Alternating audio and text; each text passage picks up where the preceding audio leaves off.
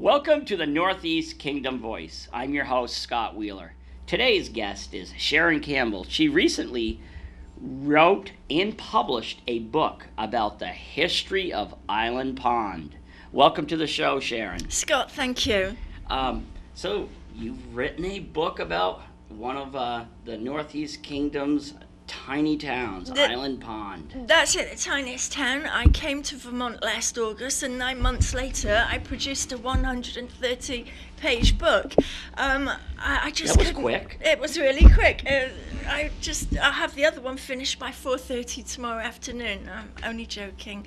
I'm working on volume 2 now, and it will be ready in 4 months' time. And I think the reason I started was because you got such perfect historical records in Vermont. Anybody can access them and find the most amazing, interesting stories. Right. So that's what I've put in here. So that doesn't quite sound like a Northeast Kingdom accent that I hear. Where are you from originally? Dear, you've noticed. I'm from London originally, and about 7.5 or 8 years ago, I met my husband Mark, who is born and bred in Island Pond, and that's Mark Byron. That's Mark Byron, Lieutenant Colonel, retired. I met him actually online. He was training the Afghan National Army on the outskirts of the very close border section between Pakistan and Afghanistan. It was a really dangerous area. He was shelled almost daily, and of course there I was in my government office in London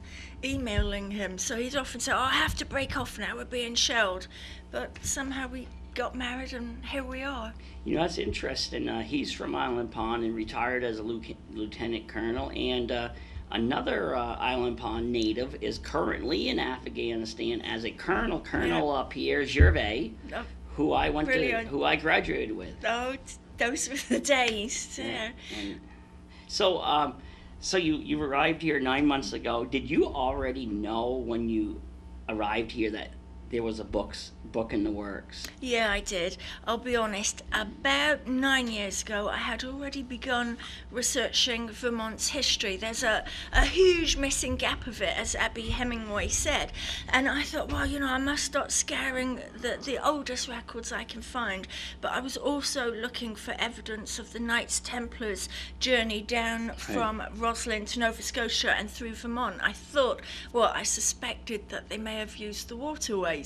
So after years of research in the Knights Templars, I actually found out that what I was researching was the path that Rogers and his Rangers had taken. So I went a bit off track there, Scott. So you'd heard about Island Pond by the time you met the man who would become your husband. Yes. And when you arrived in Island Pond, what did you think when you visited the first time? Well, it struck me as very similar to the small agricultural towns in the west part of England where I come from. I come from the county of Somerset, and I thought, well, there's lots of fields, loads of very traditional people with very firmly set cultures, a culture which they seem to have stuck to and maintained. It survived, despite all the pressures from the outside world. Yet, if at first I mistakenly thought Island Pond was insular, I was soon corrected, because when I looked in the old records, I saw that from the 1800s onwards, Island Pond had actually sent people out into the world, and other people, like the inventor Charles Sleeper, had come into Island Pond. So it was a deceptive place. The more I looked under the surface, like you do with your own work, you find the most incredible stories and histories that show that this place, it really expanded. It was a true pioneer's development. Yeah, well, you got to figure Vermont and the other New England states, we're actually, as far as European settlers go, we're actually older. So a lot of people did go out into the world. It's like Rudy Valley was born in Island Pond, but he has. I know over the years it's been debated where is he a native of, because he actually grew up in Westbrook, Maine, but he was born in Island Pond. So some people would say he's a native of Island Pond. Other people, Westbrook claims him as their Oh no, I think that's it's tough. 'Cause he only spent 2 years in Island Pond, Did but he really? he was born there. He was, and I know it was either his father or his grandfather used to have adverts in the Essex County Herald. I believe they had a store selling electrical equipment or technical things, and certainly they sold vacuums and all. And it would always say, "Come to the store, we're having a big sale this Saturday." But Island Pond definitely claims him, and John Carbonell, the president emeritus of the Historical Society, is a great fan of his, and always says how benevolent Rudy Valley was to the town by way of contributions and help. Right. I know I have a letter that was, and I ought to get a copy of it to you, a scan of it. I have a letter he actually wrote to a Newport woman. Oh my! And he was scolding the women. It was a women's group that sent him a letter. Yes. Asking him why he had no loyalty to Island Pond when he was born there, and he gave them a scathing reply saying, "Where did you get that information? Yes, I was born in Island Pond, and that's where I say I was born." And then he goes in, "I grew up in Westbrook," but it's a bit of a scathing letter. I would pay anything to get a copy of that letter, Scott. I'll dig up the scan of it. How long will it take you to find the scan? I don't know. It's all. I have everything on a hard drive. Well, that's amazing, because you're right. Rudy Valley gave financial donations to the town during the Depression. I know that he was a fine and upstanding contributor. So, this women's group, was there one particular person among them who was leading the charge? I don't know. I'll have to look at it. But one time Island Pond, because Island Pond is known now as a fairly sleepy town. It's not a lot going on. But at one time, it was a big railroad town. That's it. It had the railroad, even had a huge plant that cut cedar wood, and that cedar wood would travel out of the town by rail to Nova Scotia and Boston to make special whaling ships, because only the cedar wood of Island Pond wood, that was the favoured wood. It was hard, it floated well, and there was Gaines Shirt Factory besides the railway, and all around the railway, about 20 little boarding houses and hotels shot up. Some had dancing and drinking, some were temperance hotels. There was something for everybody. So I think at the time of the railroad, that was its heyday. But it's not doing too badly now. No, it's gone through its ups and downs. Like when back in my younger days, I didn't have much connections to Island Pond. It was back in its rowdy days, because there were like the Osborne, the and hotel, everything. I guess that was quite the place. Was. And so it's gone through its ups and downs, and then you can't. It's hard to. If you look back at the history of Island Pond, love them or hate them, but Teddy Miller. Oh my God, Teddy! Teddy Miller was there, the constable. How much revenue did he bring into the town by stopping poor innocent Canadian drivers who may have been only going 4 miles over the limit or something? I was walking across the street there, it was years and years ago, and I could see Teddy in his patrol car looking at me thinking, "Ooh, can I get her for anything?" She jaywalking. Yeah, as I say, either love him or hate him, he definitely left a mark on the community. So how is Island Pond doing today? It's doing great. It's a really positive place. You've got John Super and his library there. You've got the town hall. It's all magnificently refurbished. The museum on top of the railway.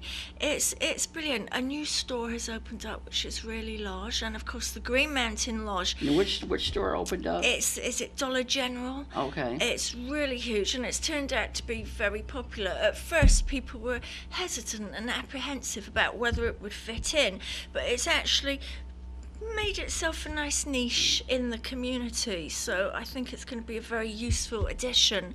Other than that, Guy and Sharon Daniels are having the Osborne, which is now renamed the Green Mountain Lodge. They're having it perfectly refurbished. It's beautiful, and that's been a centerpiece in that's been one of the centerpieces of Island Pond for generations, because I have I don't even know when it was built. and it's so old because it stands there because it's so big. It's solid, you're right. It's built on the site of an old gristmill. I think I've got a small bit about it in the book.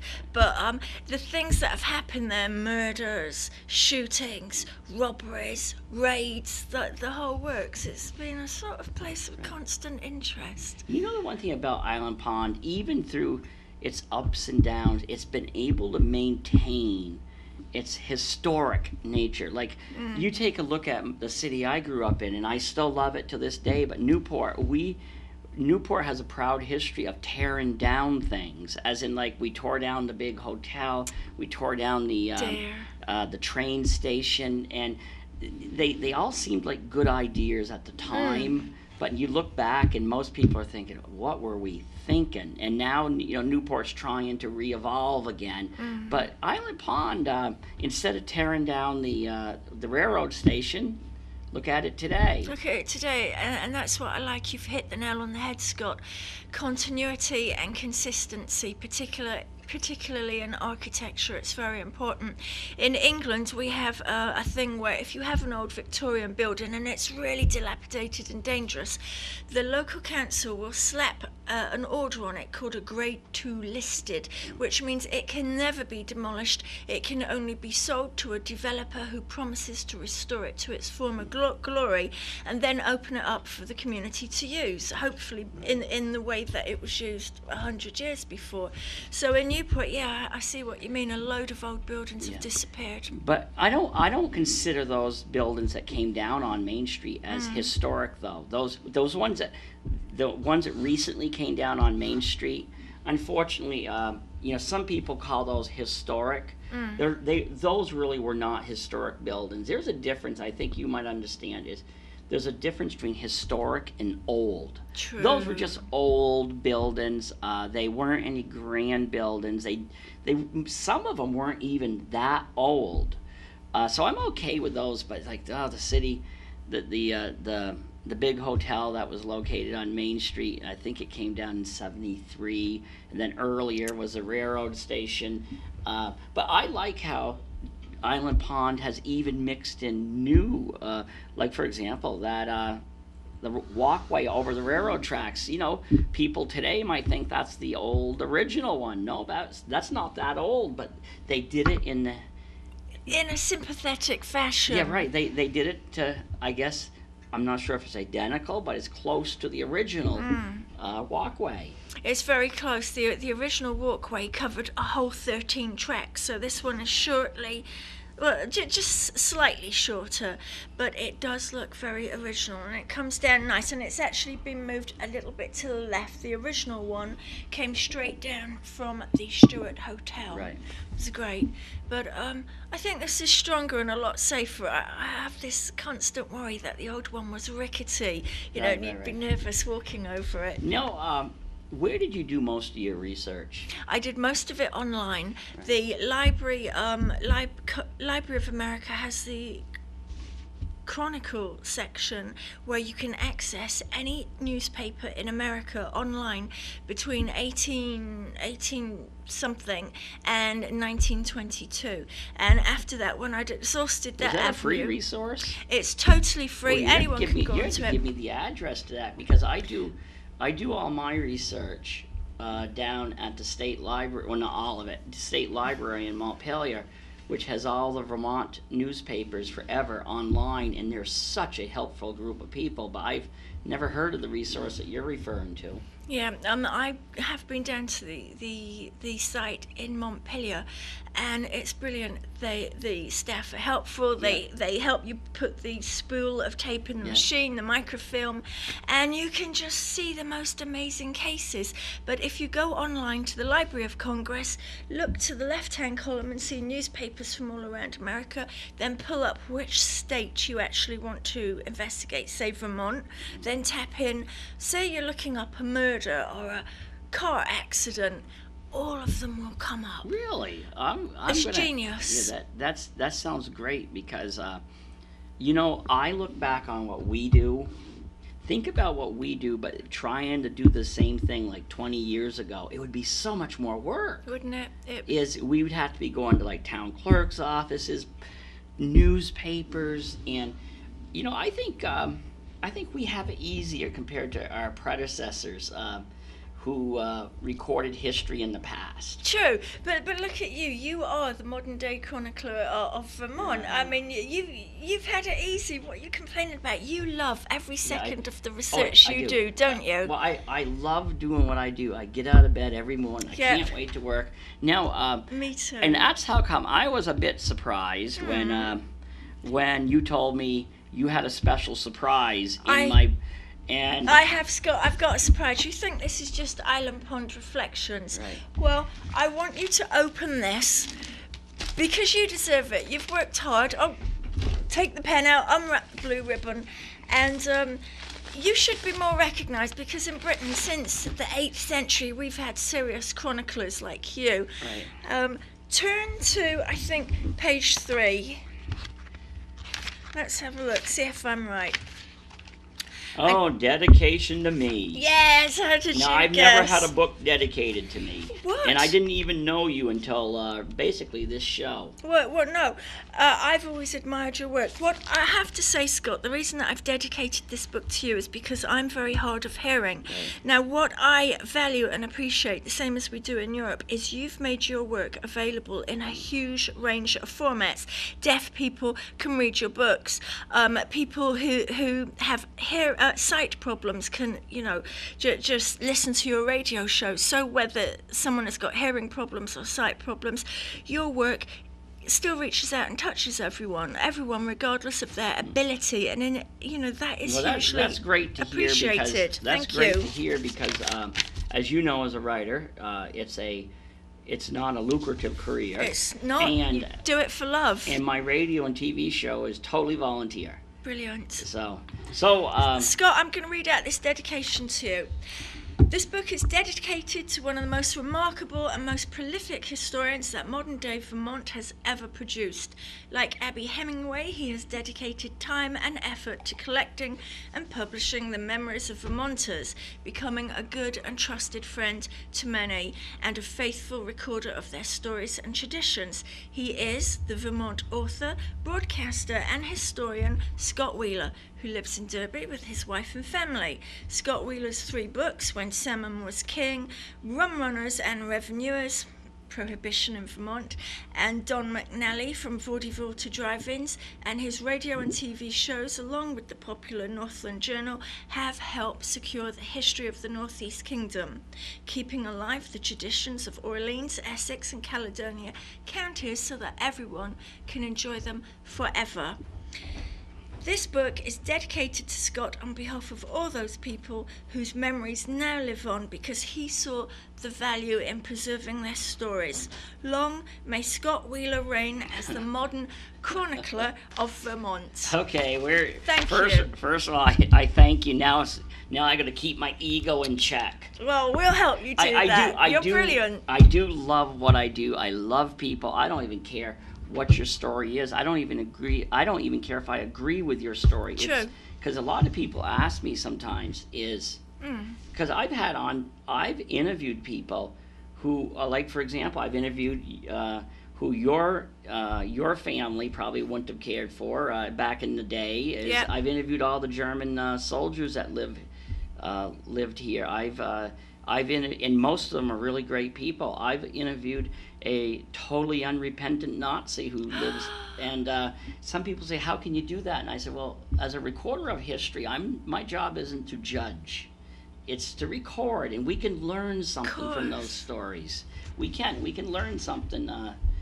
We can learn something from, a lot of times people want to record, especially people who do local history. They just want to record the pretty things.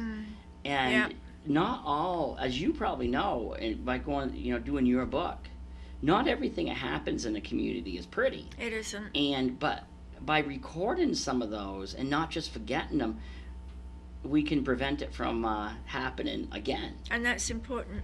You're right, Scott. The writer has to remain impartial. It's like you say, you did the interview with the unrepentant, adamant Nazi.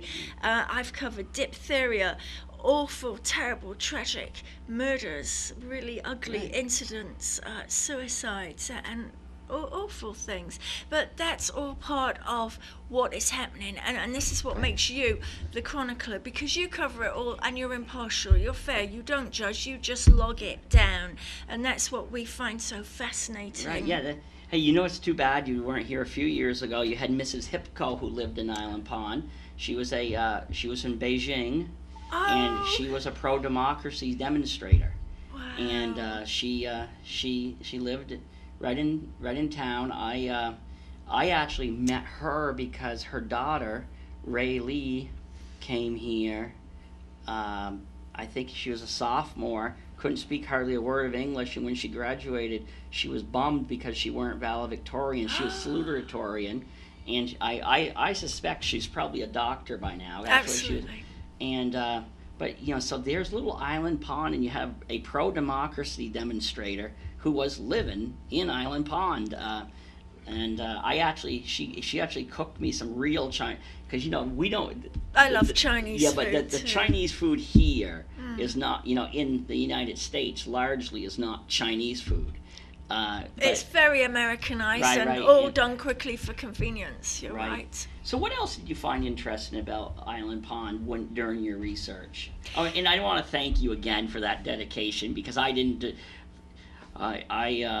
deserve all those words. Well, actually, you deserve more acknowledgement and more praise. If there were some governing body that we could write to and say, well, you know, Scott Wheeler actually deserves acknowledgement, because I don't think you realise, Scott, in Europe, chroniclers are respected, they're revered, they become like poet laureates, and they get certain little scrolls and qualifications and medals. You should have that. Yeah, but you know what my medals are? In fact, your problem is that you never push yourself to. You're a very modest and quiet person. Well, I don't know about quiet. Well, no, you're not quiet, but you're very unassuming. Right, and if I'd put in all the work that you've done, I would certainly. But the thing is my real reward is when people come up to me, thank me for telling their stories. Good. Or knowing, like when somebody passes, when I can say, hey, you know, I recorded their stories. I was touched by that when you said that you've lost a lot of friends that you made when you were recording their stories, and when they pass away, you're touched by it. I often get asked to speak at funerals. I even did a funeral for somebody once, and because a lot of times when you or I tell somebody's story, sometimes it's the first time their family's even heard it, because here's the deal is it's easier almost to tell a stranger your story than your own family. It's like why people go to the hairdressers and suddenly you're telling your life story. That's it, because you're in an unconditional environment. The person doesn't know you, so they've got no criteria with which to judge you. And that's like back in Island Pond. So many people were talking to me, and they were sharing stories, and they know they can trust me. I'm not going to say anything nasty or write anything that will expose people's most heartfelt concerns and things, but I did uncover really unusual stories. I was speaking with Claire Barnes the other day. Her brother is Craig Goulet, who owns the big garage right in the centre there, and she said, oh, do you know, it was only a couple of years ago, I must tell you this, Sharon, a couple of years ago, it was nearly lunchtime, and I was going to go out the back to my car when I heard gunshots. So I got my coat on and I walked out, and I realised I had to step over a body to get to my car, and I thought, oh, I don't know who that is, but then I recognised the guy's jacket, and I thought, oh, I've seen that jacket in the street. So people are telling me great stories like this, and I'm discovering that it's true. Beneath the surface, beneath the polite veneer, there are stories that would make your hair curl. But even though when we even fight, a lot of times, we most of us people who live here, as I say, we like to play together, we like to work together. Sometimes we like to fight together, even though even the people we fight with, we really don't hate most of the time. No. But it's just a passage of rights. You're right. That's it. So, what's your favorite part of the book? My favorite part of the book is probably about Harriet. Nason, this really dreadful woman. She and her husband lived and worked in Island Pond, but at some point they moved away, just over the border to New Hampshire, where she began a career of poisoning people, allegedly, and she was taken to court for it. The authorities exhumed the bodies of her 6-year-old nephew, her husband, and a Misty Britton, who had been her lodger. And what is interesting, Scott, is at the time that Harriet Nason was doing her spree of poisoning, back in England, similar people were doing similar things. There were mass murderers, mass poisoners. So I see in the Victorian period what was happening in Island Pond was also happening in other places, and they all seem to be doing the same stuff at the same time. Murders, poisonings. It's just so unusual. I find these similarities, and I can't help balancing them. But then there was a heyday of Island Pond too, where things were really good for that community. It was flying, really soaring. There was money. Social groups were pushing money into the formation of the town, and even the Essex County Herald had this super banner which for decades ran along the top, and it said, devoted to the upbuilding of the Society of the Homestead of Island Pond. So there's a huge pioneer push, and it was absolutely soaring in every possible angle. Now, with only about 3-4 more minutes left, yes, Larry, what do you see the future of Island Pond? I know you've recorded the history. What do you see for the future? Great things, really positive things.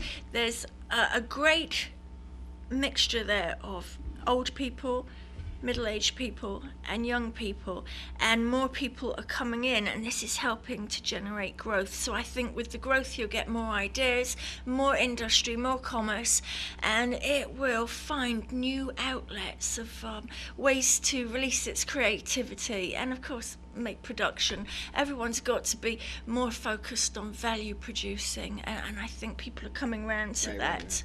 I know a lot of people were against modernisation, but they now see that they need modernisation if they're going to survive. Yeah, it's a balance. It's a great balance, and it's coming. I think things. We've got Joel Cope, the administrator, and he, Joel Cope has done a lot for the community, hasn't he? He's a genius, really, a benevolent person. But right now, I'll be honest, I need your advice, Scott. I have been invited to my first ever book signing in Littleton, in the little toy shop, bookshop, and I have no idea what to wear or what to say. You've done millions. Wear what you wear in Island Pond. Yes. Go there, have a good time, and just have a good time. Find some excerpts from the book that you wanna share, but don't try to be anybody but who you are. Just go there with the passion. Don't pretend to be somebody else, and. So where's that book signing? It's at the Little Village Toy Bookstore, right in the middle of Main Street. In Littleton? In Littleton, New Hampshire, on June the 13th. Between 1 and 3. And I wish you... Are you going to do one in Island Pond? Yes, I am. You're right. At the library. John Super, a former punk rocker from New Jersey, now running the library there. It's amazing because he was so anti-establishment when he was a punk rocker. But here he is. And apparently I'm going to do one there, so I'm nervous and wish you were there to hold my hand, Scott. Well, you know what? Here's the truth be told. When I published my first book and my editor said, all right, you've got to go around and do these books, my first radio show, he practically had to hold my hand. Oh. And that was before any of this, I did any of this. So, okay, well, we're almost out of time. Scott, we only like 2 more minutes.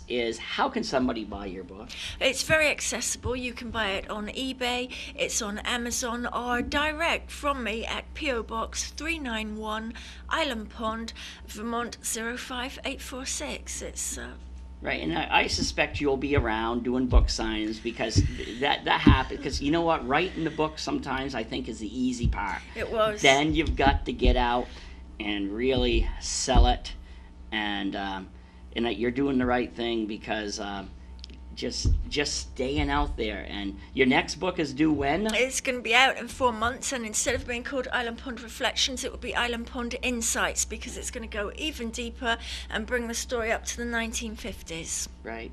Yeah, so you're going to keep coming forward then. Oh yeah, there's a clear trajectory. There's so much information. I feel obliged to. And I know we talked about this before, but don't be hesitant when you get up to the 70s and 80s to go to the 12 tribes, because I have interviewed them at lengths. Brilliant. And they're great people to deal with. You have to go to you have to go to the right people. I can help direct you in the right Thank you, right Scott. direction. Because me being British, we're always very respectful of people's privacy. So I had been but the nervous, thing is to do like the 70s and particularly the 80s, it without can't be done without the, mentioning the 12 tribes, right? And their contributions to Island Yeah, Ponds. Contributions, and then there was the controversy of the illegal raid. Yep, which was so totally illegal. Yeah. Even I can't believe it. Right? Yeah. I don't know what they were thinking. Okay. Scott, thank you so much. And thank you for coming on, and thank you for that wonderful dedication. I've never had a book dedicated to me. You deserve it. All right, thank you. And thank you to the viewers for tuning in to another segment of the Northeast Kingdom Voice.